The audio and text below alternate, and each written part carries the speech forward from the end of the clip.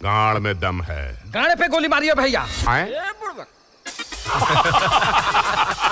Hello বন্ধুরা, কি অবস্থা, কেমন আছেন সবাই?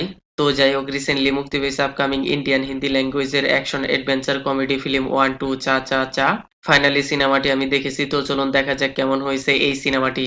ভাই সাব, এই ফ্রাইডেতে অলরেডি বহুত সারে সিনেমা রিলিজ হয়ে গেছে, তার সাথে একটি নিউ সিম্পল স্টোরি লাইনের কন্টেন্টে চলে এসেছে। অনেক অডিয়েন্সই হয়তো এই সিনেমাটির কথা জানে না, আবার জানলেও হয়তো অনেকে ইগনোর করেছে। কেউ কি এই সিনেমার মধ্যে বড় কোনো অ্যাক্টর নেই, বিগ বাজেটের সিনেমাও নয়, মার্কেটিং প্রমোশনের স্ট্র্যাটেজি তেমন একটা দেখতে পাওয়া যায়নি। লেকিন ভাই সিনেমার স্টোরি লাইন প্রেজেন্টেশন যেভাবে দেখানো হয়েছে রিয়েলি গুড লেগেছে। কিন্তু আপনি যদি মনে করেন সিনেমার মধ্যে ভরপুর টুইস্ট, অ্যাকশন, ফাইটিং সিকোয়েন্স দেখতে পাওয়া যাবে, তাহলে ভাই টোটালি রং। তারপরেও কিছু তো টুইস্ট রয়েছে যার ফলে আপনি এঙ্গেজিং হয়ে থাকবেন। তো প্রথমে সিনেমার স্টোরি লাইনটা জেনে নিই। যেখানে Ashutosh Rana role played by চাচা, তার মেন্টালি প্রবলেম রয়েছে, লেকিন প্রবলেম থাকা সত্ত্বেও বিয়ে করার জন্য পাগল হয়ে যায়। বাট তার ট্রিটমেন্টের জন্য তার বাড়ির লোক মিথ্যে বিয়ের কথা বলে গাড়িতে বসিয়ে নিয়ে যায়।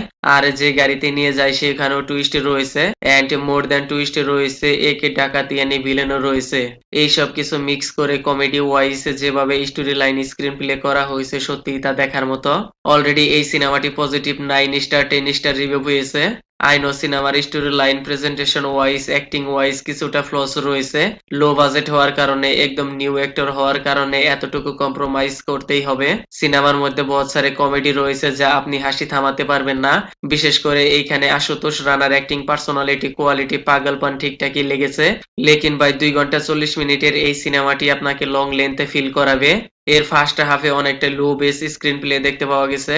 যদি সিনেমাটিতে 20 থেকে 25 মিনিটে কাট সাট করে একদম টাইট স্ক্রিন প্লে করা হতো, তাহলে আরো মোর দেন বেটার ফিল হতো।